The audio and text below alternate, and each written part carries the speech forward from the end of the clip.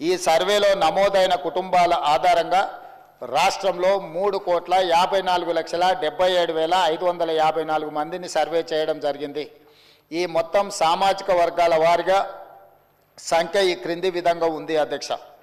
ఎస్సీలో 61,84,319 మంది ఉండగా ఇది మొత్తంలో 17.43% ఉంది.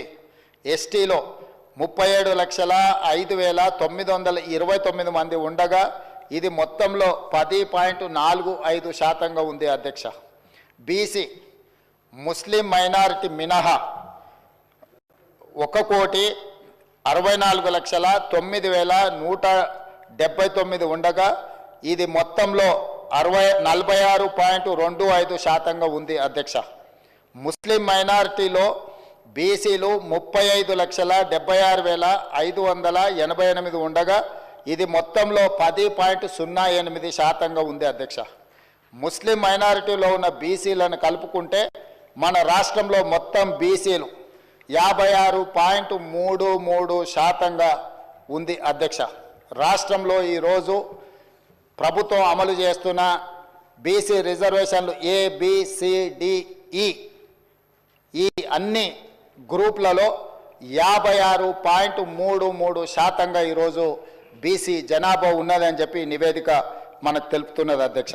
ముస్లిం మైనారిటీలో ఓసీలు 8,80,424 ఉండగా ఇది మొత్తంలో 2.48% ఉంది. ముస్లిం మైనారిటీలో మొత్తం 44,57,012 మంది ఉండగా ఈ మొత్తంలో 12.56% మైనారిటీ జనాభా ఉంది అధ్యక్ష. ఓసీలు 47,21,115 ముస్లిం మైనారిటీలు మినహా ఉండగా ఇది మొత్తంలో 13.31% ఉంది అధ్యక్ష. ఓసీలో ఉన్న ముస్లిం మైనారిటీలను కలుపుకుంటే మొత్తం ఓసీలు 56,01,539 మంది ఉండగా ఇది మొత్తంలో 15.79% ఉంది అధ్యక్ష.